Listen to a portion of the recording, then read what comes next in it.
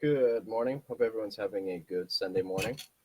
So, as I prepare to go to church, I have been thinking a little bit about some of the discussions on the news lately. Um, I'm going to actually discuss 6 ways you become what you glorify. And the reason why I thought of this may sound strange. It may sound like something that's completely tangential, but I don't think it really is. There is a discussion about whether video games, you know, lead to these horrible shootings or something. And what's interesting is, and I'm not actually going to be looking at studies and weighing in on it, not exactly. What I am going to do is bring up the idea that um, rather than weighing in on the discussion about whether video games, cause you to do something or influence you to do certain things, I do want to say that there's something that I think some people that are concerned about these violent video games, which I would guess most of them don't even play. I haven't played a video game in literally decades, so I don't know much about the video games. Um, but some people do believe that whatever you basically encourage in yourself, you become like that. And that's a very complex thing. Imagine if um, two people were playing the exact same video game, but one person basically saw it as something completely different than the other person. So, for instance, you might be doing the same game, but you might be thinking about different things. It might be resonating on different wavelengths, so to speak. So, for instance, um, in philosophy, we often talk about we may live in the same physical universe, but in some ways we live in a different intellectual universe in some sense. Like we could be in the same room, same walls, same coffee table, and have a discussion. But in another way, we have different ideas and beliefs about the world, and even perspective in terms of there may be the same coffee table, the same walls, but we also see them slightly differently because of our different perspectives. Now, when you're talking about things like, you know, video games or whether you think about doing horrible things to people, um, the relationship is not obvious because a lot of the stuff is happening in a person's mind. It's not something that's just happening in a specific room. You may have somebody that's playing a video game and they think it's just fun.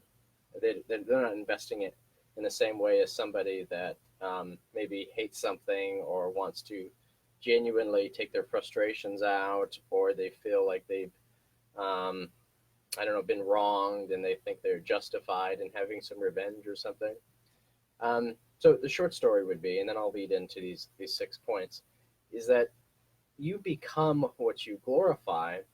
And when you're talking about really complex things about how you invest yourself in certain ideas and how you invest yourself in certain activities, that does change who you are. But it's not easy to say this video game turned you into some mass shooter or something like that. Just as much as somebody who's reading a book may actually get something very different out of the book. Um, they may be holding the same physical book with the same physical words, but they may be approaching the book from a very, very different way. And it's very, very hard to do some study that shows, well, if you do this, then this is necessarily the case, especially since we have free will. We are making investments, and those investments actually change who you are. Okay, so that's my kind of context for why I was thinking about this. But you become what you invest yourself in, and that's basically what I'm talking about today. Your worship.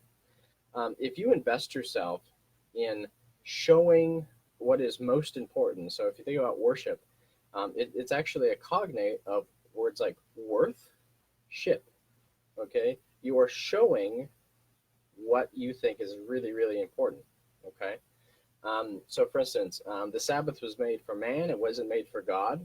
God doesn't need us to go to Sunday, but we need to collect together, hear what God has to say, and start our weeks in a certain way. It's a type of investment.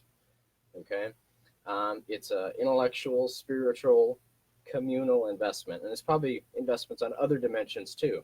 because that's how God operates. Just like a masterful storyteller, in one phrase, in one chapter, it accomplishes many ends.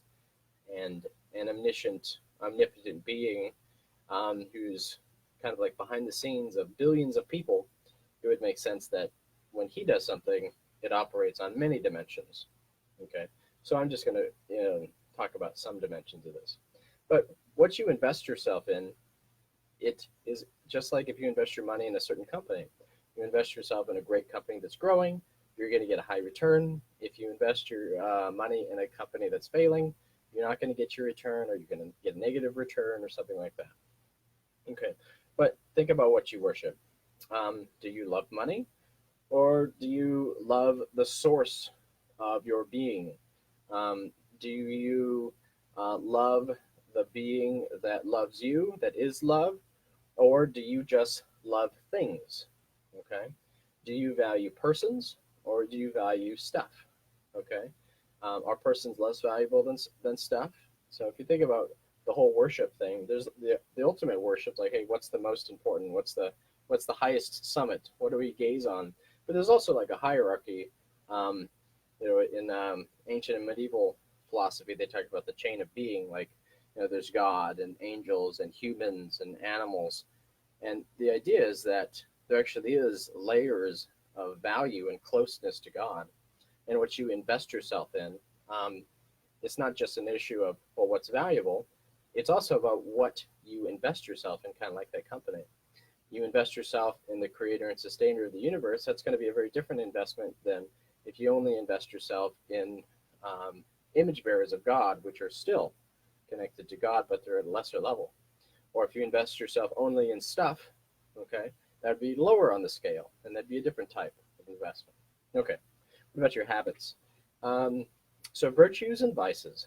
Virtues are the habits that bring you fullness, that help you live a thriving life, okay, like temperance and fortitude, wisdom, justice, um, and also the theological virtues, faith, hope, and love. If you invest in those things, in the sense of you make it a point to strengthen yourself on the virtues and weaken yourself on the vices, you're going to become a different type of person. Okay, this requires intentionality. Okay, but these are types of investments. Okay. Third, your standards. What do you care about?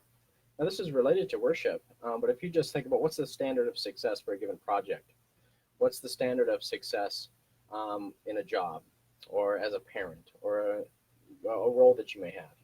Now, are you appealing to a standard of God? That, hey, I want to please God, or am I trying to please a person? And that a human being. Okay. Are you looking at a specific principle, or are you just trying to make somebody happy or impress somebody? These are different types of standards. Now, these different standards, they bring into what type of person you are, in the sense of each person has a standard of success in the back of their mind. Okay, and over time, you are going to be known for what standard you appeal to, what standards you use to say, hey, I'm a success or not, or when I did a bad job, do I need to correct it? Um, okay, standards. Fourth, your wealth. Um, some people only invest in um, making a lot of money in a career. Okay, now if you only invest in your career, then basically what you're doing is you're trying to increase the income of sorts for the career you make. But that also makes you dependent on that career. If you get fired, then you have to get a new job, and getting that new job is all going to be connected to your investments with that career, with that diploma or something like that. On the other hand, if you invest in other streams of income that don't require you to be working, so for instance, we call them passive income, um, and they say, I had to double check the references on this. They said on average, millionaires basically have about 7 streams of income. Okay, I think it was Buffett who says that never rely on a single stream of income. So think about that type of investment. If you were always investing in several different streams of income, the person that has passive streams of income will be able to take a month off and they still get income, or take 2 months off because it's not contingent on their labor. So your type of investment is going to reflect what type of financial situation you have. But of course, if you never invest in passive income, you won't have those streams. Okay, what about your health? This one's easier because this is really in the popular mind. Healthy foods and activity versus unhealthy. So, bad food, bad health. If you don't do normal activities that are, what we say, good, you're not going to be a healthy person. And that's going to affect other things. And lastly, your mind. Are you constantly learning? If you're constantly learning and trying to learn and become wiser, those choices are going to affect you. Whatever books you put into you is going to affect what type of person you are. And this kind of brings it back to this whole like video game discussion, which I'm not actually weighing in on in the sense of coming up to a conclusion. But the idea is that um, personally, when I read fiction, I think it's really interesting because I think of it kind of from like an ethical standpoint. Is this person being heroic? Is this person being saintly? If they are, what makes it good? Um, the type of fiction, if it's just an escape from the world, or if it's something like to think about the world in a different way, kind of like a thought experiment. Whatever you put into your mind affects you. And whatever you say, hey, this is good, I'm going to apply this, that affects you and everybody in your social circle. So, anyways, so in your worship, habits, your standards, your wealth, your health, and your mind, these are all about investments. And not all investments are the same. And you can invest in a way, okay, that is very bad for you. You can worship the wrong thing, and that would be bad. You could develop habits that are not conducive to your overall well-being, and in fact could make you a less virtuous or even an evil person.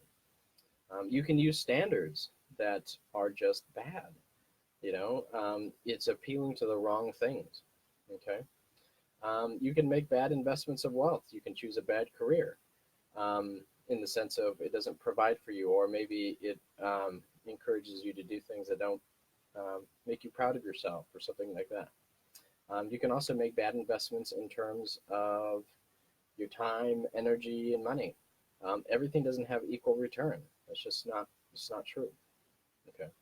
So your health, whatever you invest in terms of your energies and activity and your food, this will affect you. Your mind, whatever you put into your mind will affect what type of person you are. Now, um, some people might be learning a book, say, so like say you're in apologetics, or if you're in philosophy, you might learn or study people that you actually think are objectionable. But the reason is you're trying to refute their arguments. But you can also have somebody that's studying the exact same book, and they are a kind of disciple of those ideologies. And that again would be a good example of one person is basically studying it as a disciple, the other person is studying it kind of like as the opposition that you want to refute or undermine. And that's similar to the video games. You can both be doing the same type of activity, but one is actually doing something very different. And this kind of brings it back to the overall or overarching idea that you become what you glorify. If you are always glorifying gratuitous violence or revenge, that's going to turn you into a certain type of person. On the other hand, if you genuinely want to be a just, merciful, generous person, and that's what you glorify, you're going to be that type of person over time. So, anyways, hope everybody has a great day at church, and a great week. Thanks for listening. Check out my website, commonphilosopher.com, and may we all glorify the right things.